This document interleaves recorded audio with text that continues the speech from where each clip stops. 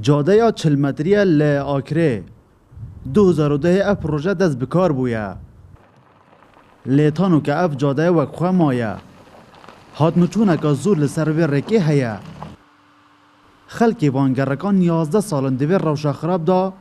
روژان خواه درباز کن گلک جارانده خواه چاره سکرنا بی باباتی هاتیه گرن لیتانو که انجام بده سوان نکتیه خود خلق گلکی بیزار الوی جاده اف جاده گلک هاد نچون السهی و 11 سالش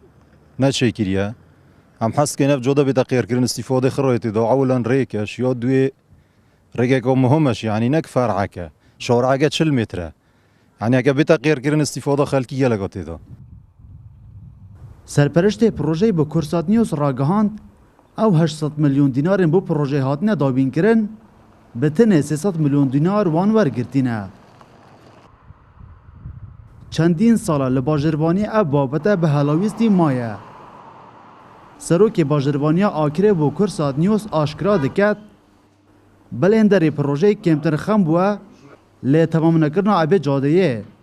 او کار کرن دوی جاده دا لی بلندر پروژه هاتیه ورگرتن پروژه که باید نزدیکی 800 میلیون بی و به 2 کیلومتر بدرجایی بی اف بس فکرنو تک حالا کرن بی مخابنی و وكو مقاول ينكو بلندر افكار بكوتاينه اینا بشتينجي سحب العمل يهات كرن ينكو فاكيشان وكاري نو كامي توشي راسي ريكاري تياسايم بي بريكا ريفابريا جيبا جاكارا دوكي كل ناف بري خلقي دوكيا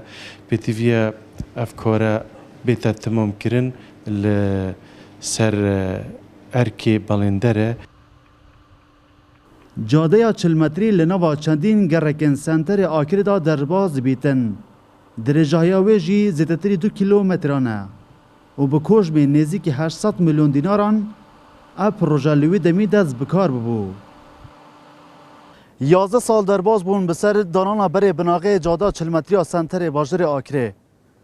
دنابرا کشن وزارت و سروکاتی باجروانی آکری و بلندر پروژه ولاتین و گرکان بونه قربانی به چنده به تایبەتی دوار زیزستان و هاوین دا اف جاده بو اثر شب و خلکی بده بره دلبرین غازی کرسات نیوز آکره